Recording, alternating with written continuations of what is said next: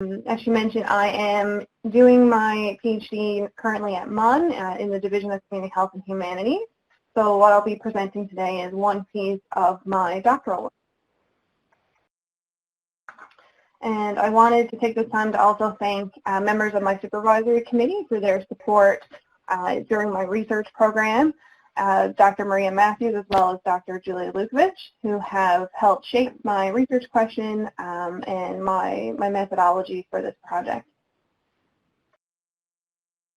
So I'll be going over some key terms first to start, many of which I'm sure a lot of you will be familiar with, but I just kind of want to have us all on the same page with the terminology I'll be using and acronyms I'd be using. Then I'll go through the background, the objectives of this research, methods, results, and discussion, as well as the relevance to nursing practice. So a stoma is an opening that's made into a hollow organ. What I'll be referring to specifically during my presentation is an intestinal ostomy. So any time that I use the word ostomy, I mean a surgically created opening between the intestinal tract and skin. So I will be referring to that only, so it won't include anything like a urostomy, for example, where it's diverting urine. So a common part of treatment for people with bowel cancer or IBD, inflammatory bowel disease, can be a colostomy or ileostomy that is attached to different parts of their intestines. So for example, the colostomy would be connected to their colon, and then people would refer to their bag as a colostomy bag, or it could be connected to a part of the small bowel called the ileum and would be an ileostomy. There are other possible forms of an intestinal ostomy, but those two would be the most common.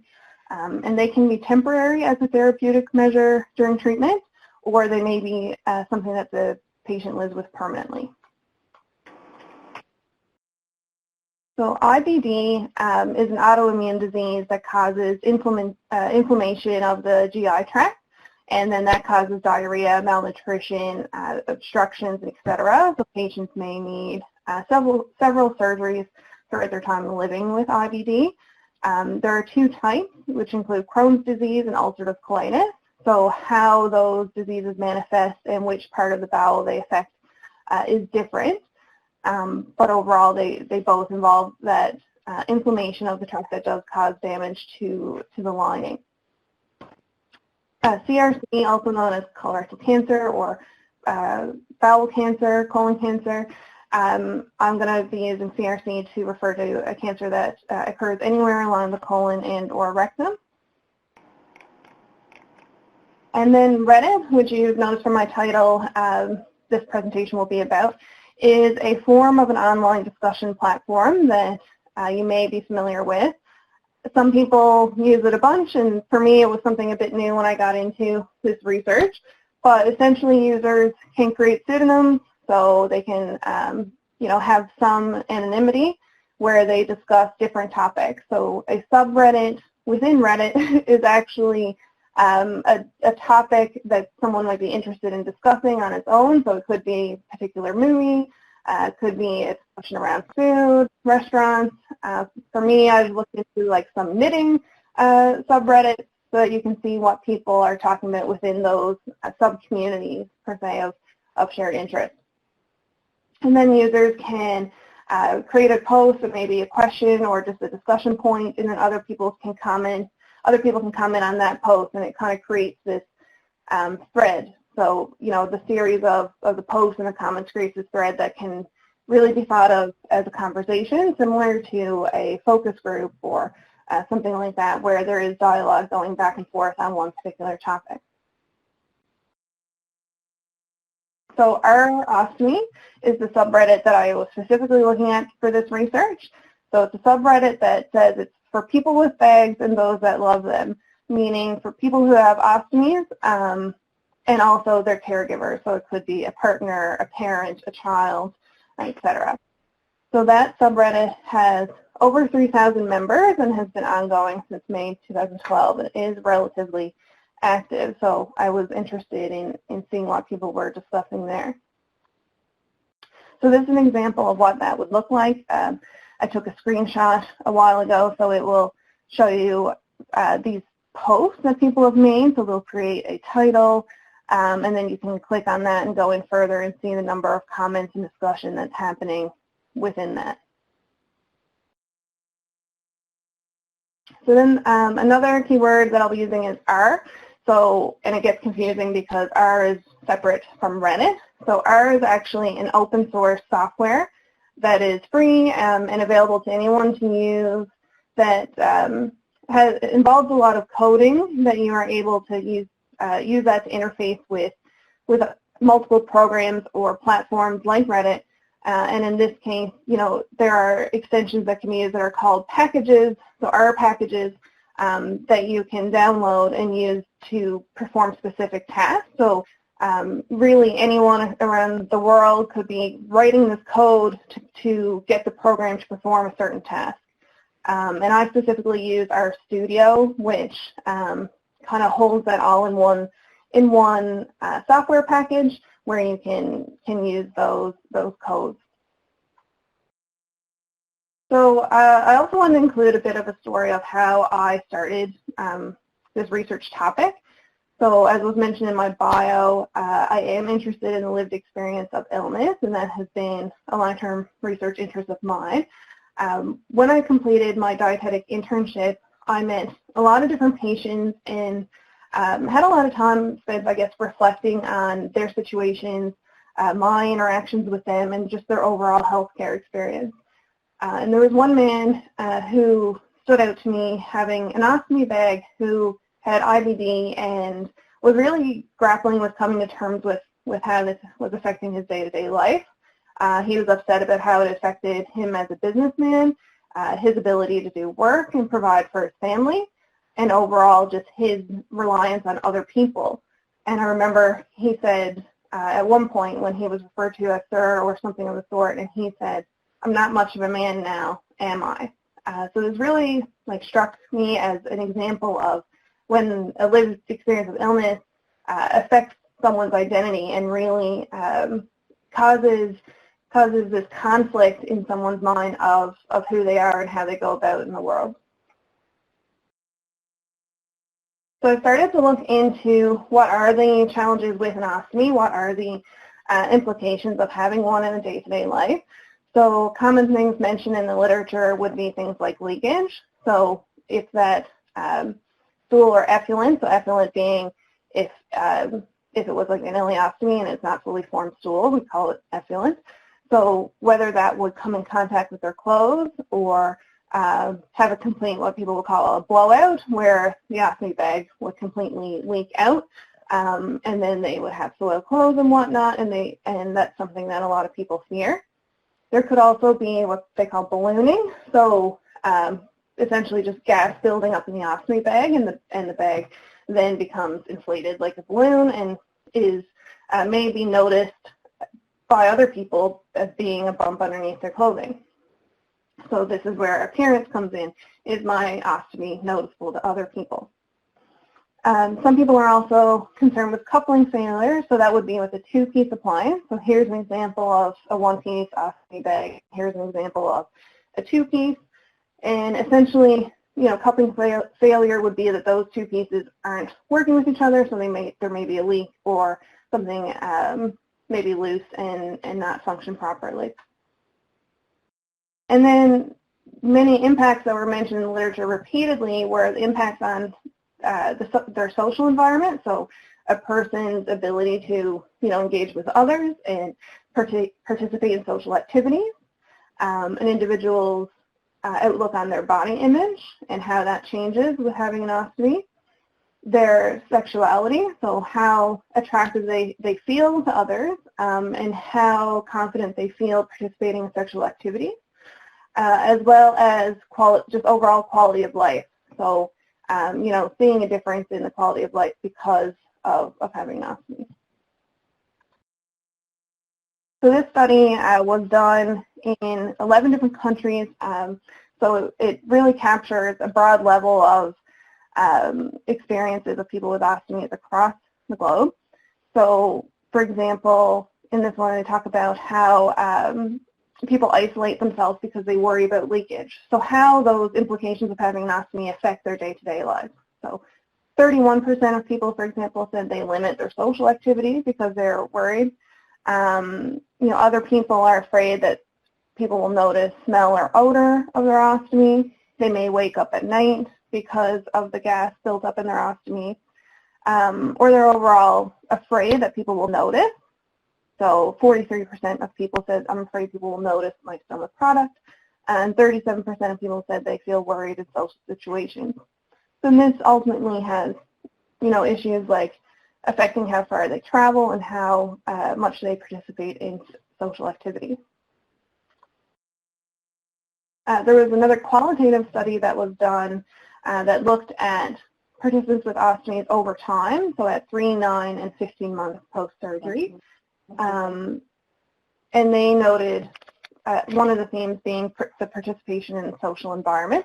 So even thinking about the possibility of needing to attend to their stoma, so the possibility of their stoma, having output or having to be changed while they were out, really made them apprehensive about going out in the first place, so they may cancel or avoid them altogether.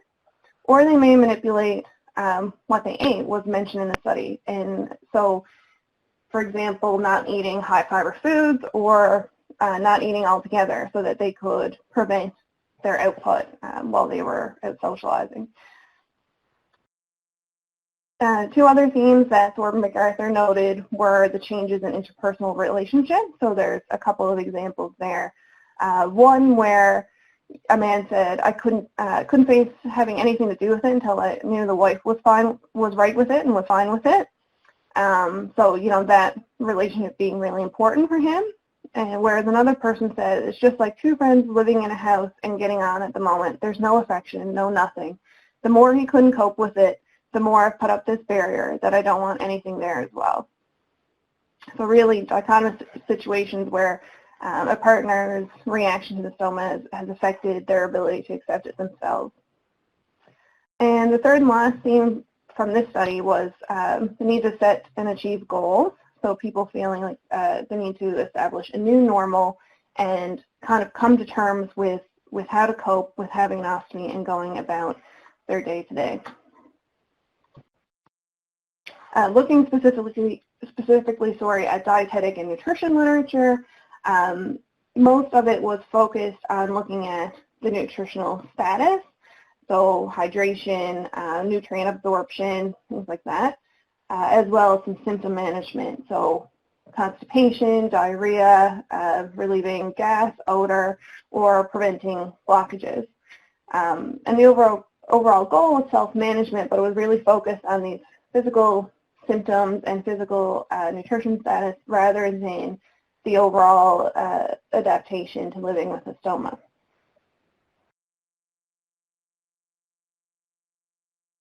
So overall, what I found was that there was a consensus in the literature that it was really necessary for healthcare professionals to be considerate of the emotions and challenges related to having an ostomy and to offer individualized care so that people could adapt to their new normal, their new abilities, their lifestyle, what eating now looks like for them. However, dietetic guidelines were very focused on those specific nutrient needs and those specific symptoms rather than the context of patient experiences. So I set out to do my thesis, which is a 3-part project, but the objectives that I'll be focused on for this part of my research and for this presentation is to describe the nutrition and food-related concerns of people living with ostomies immediately after ostomy surgery, as well as during ongoing self-management. So ultimately, to hear from people themselves what they consider to be their food-related concerns in the context of which they have them. So we used RStudio, as I mentioned earlier, and this R package called RedditExtractoR, which is essentially code that could help me download the internet, really. So I was able to retrieve all those Reddit posts that were in our ostomy, all those discussions around food and diet, any post that included any of these key words. And my reason for including these words was just to capture, anything that that might relate to food in any way. So, even the words eat and ate, just to see whenever they're talking about this type of an issue, then I want to learn about it. And then I took those searches, merged them together for each keyword, as there's a number of them, and removed any duplicates where the post might have been included multiple times because it used multiple keywords. And then I was able to perform a thematic analysis by coding those responses and highlighting themes similarly as you would do for an interview research project or a focus group. So we used Nvivo software to group that data in the final coding template. So here are some examples of what those individual posts would look like, and then I was able to actually use our package to download these and convert them into a final Word document is where things ended up. So, people looking for ways to reduce output, people wondering what to eat around a blockage, people wondering about taking iron, things like that, but talking about it within the context of their lives. So overall, I analyzed over 4,000 posts from over 800 users. And again, these would be users from across the world, so they would vary quite a bit by age, gender, where they seek health care, the type of ostomy they have, and how long they've had it.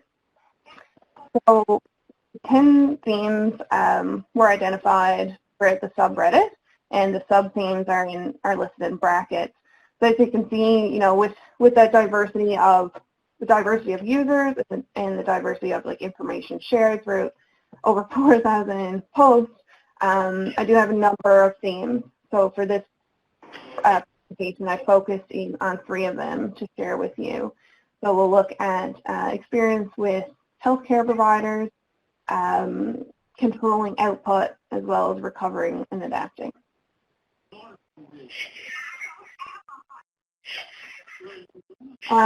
Overall, people with ostomies commonly discuss restricting or avoiding foods in order to manipulate their output, to avoid blockages, to improve nutrition, or to restrict their output in order to socialize or sleep. Their ability to accept their ostomy and really come to terms with that was influenced by their personal experience of having an ostomy.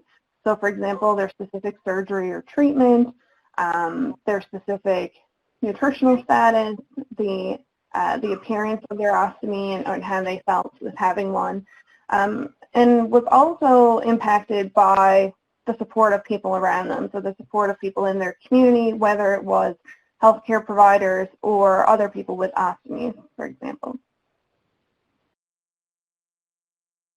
So here's a quote from a participant who has an ostomy around their experience with healthcare providers. So this person was specifically responding to someone who was studying to become a healthcare professional and wanted advice from them of how they should be a support to them. And they said, "My best advice is to really listen to your patients. I was freaking out about having a permanent stoma due to rectal cancer, and it wasn't until I met my stoma nurse and she took the time to listen to all my concerns and talk me through them that I felt I could deal with it. She was also wonderful at training me to deal with it myself, but she didn't treat me like a stoma with a person attached, but rather as a person who happened to have a stoma, if you know what I mean. We talked about all sorts of things in our early visits. She built a relationship. I felt it was crucial to me accepting it all. Encouragement is key, even when we are adults. We like to be told we're doing well. And on some of those early days, it can make all the difference. Even if it is to affirm to the patient that their stoma is healing well, is a lovely pink, or their bowel is working fine. We all need that little pat on the back in these delicate situations." So I loved this quote, particularly in the middle here where they say, "She didn't treat me like a stoma with a person attached, but rather as a person who happened to have a stoma." And I love that because, that's really the crux of person-centered care and, acknowledging the lived experience with illness. So, helping someone manage their condition so that they can live well rather than just manage their condition. However, some people had more negative experiences. So this person said, when I first got diagnosed only 4 years ago, my doctor tried to intimidate me into having the surgery and treated me like a moron for wanting to try drug therapy. I was only 23 when diagnosed and wasn't prepared for what is happening to my body. I told her I'd rather die than have the operation. And a woman said, it sucks when hospital staff is unhelpful. I ended up breaking down in tears during my last hospital stay, which involved getting my ileostomy redone, because I was having bad leaks while changing, and the hospital staff were clueless or didn't care.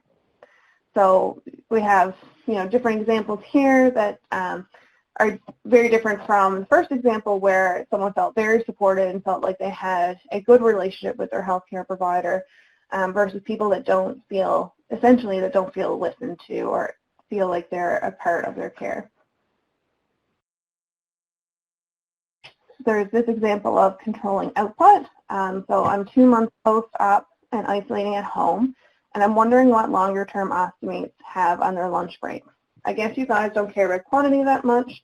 It probably sounds stupid, but I just want to eat a packet of crisps and drink a protein milkshake, just to avoid having to go to the bathroom multiple times while I'm working.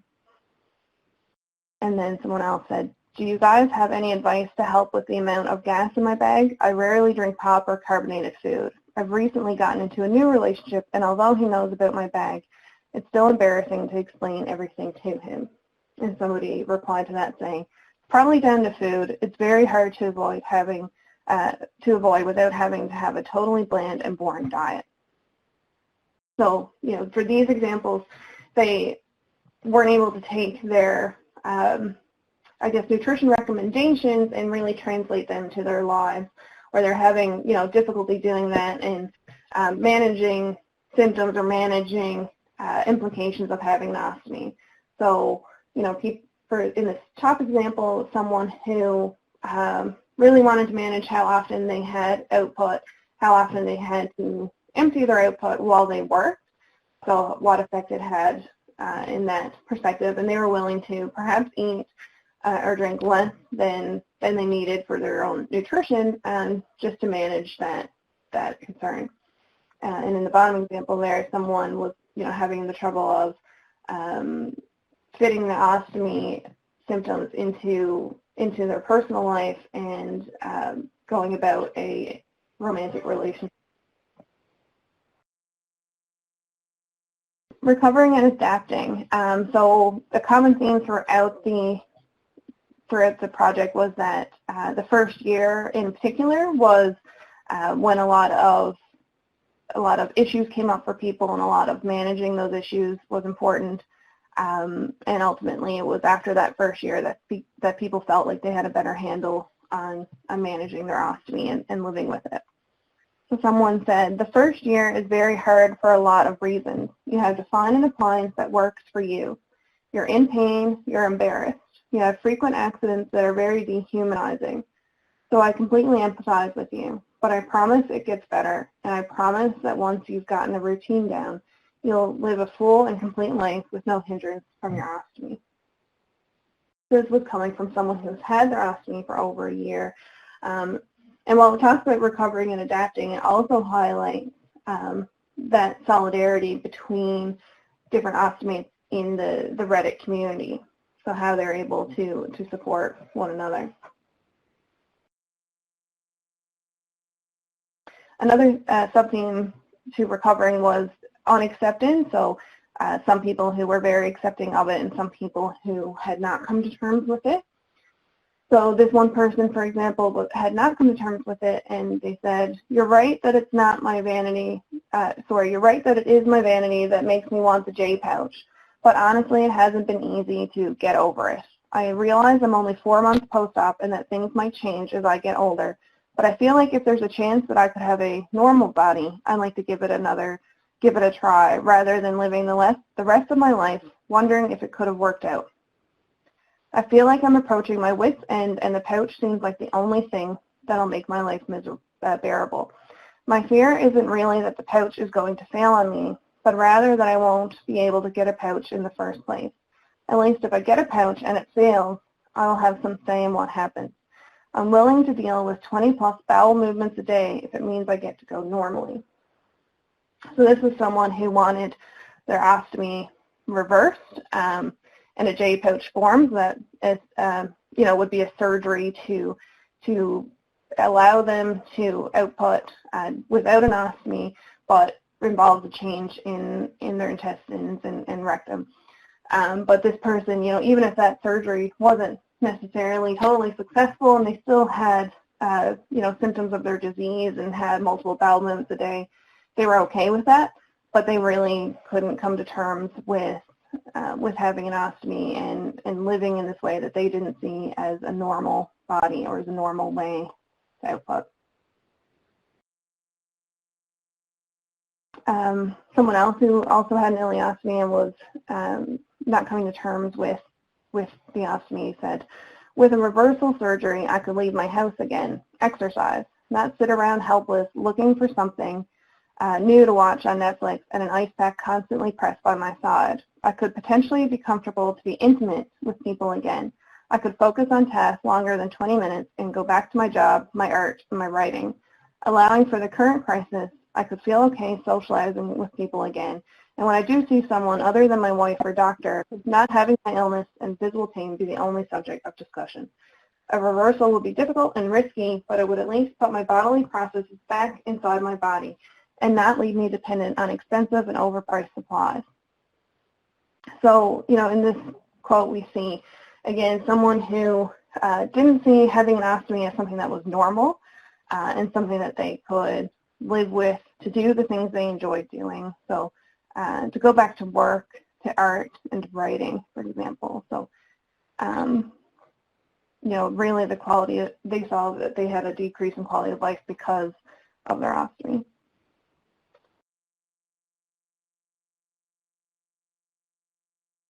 Another person said, I was 27 when I got my stoma. My output has always been high. You remind me of being so fixated on trying to reduce the output, but I realized it was something I tried to control, but I couldn't. In fact, what I was doing was trying to regain control over an even bigger situation that I had no choice in, which was ulcerative colitis and ending up with a stoma bag. When I discovered this, I started accepting. My skin is dark, my hair is black, I'm tall, I like the color gray, I like Lamborghini over Ferraris, I don't like pineapple on my pizza, I poop standing up, and my output is high. It's just another that's mine. I love that quote. I think it's so candid that this person has just said, this is something that I have to live with and something I can live with. And it really highlights that the power imbalance that people feel at first with a stoma and the need to control their output and manage it within the context of their lives. Another said, I won't say surgery isn't a big deal, it is, but quality for life for me has gone up 1,000,000%. Best friends and wife admit I'm a totally different person. I was almost not there at all for the birth of my first child and was basically unable to help raise her until I had surgery. My wife was firmly against having a second since I was almost no help. Now she's more than willing to have another. I can go to parties, host parties, and since I'm not worried about how I feel at all, I can actually have conversations with people. So for this person, they had colitis, so their ileostomy, was able to really reduce their symptoms of colitis so that they could participate in the world, and they were very thankful for that. And that's something that was recurring, that depending on their symptoms beforehand and their symptoms afterwards, like if that was something that they saw had improved, then they were more willing to give the ostomy a try. So overall, I think that this type of research can be really relevant to primary healthcare providers because it provides a candid view of people's well-being and people's experiences in healthcare and living with illness. So in just a few quotes that I shared, we saw a bunch of examples of how people are personally affected by illness or by their treatment. And it gives us more to think about in how we are able to offer person-centered care, or how we can translate those, non-contextual guidelines, like the nutrition guidelines, into things where people can create meaning within their own lives. So these findings can give healthcare providers a holistic view of a patient's experience rather than just, focusing on specific symptoms or focusing on a stoma itself, and it can help us to better address their concerns and their needs to overall improve their quality of life. So my next steps from here, as I said, this first objective is what I was really focusing on here up until the comma. And so from here I'm going to be interviewing patients with ostomy, so people who are 1 to 3 months post-surgery, and then following up with them 6 months later if they wish, and seeing how that experience evolves over time and what their experience with dietetic counseling is. And I also am interviewing healthcare providers who care for people with ostomies and support group leaders to really get a view of that interdisciplinary healthcare team who provides care and to piece those things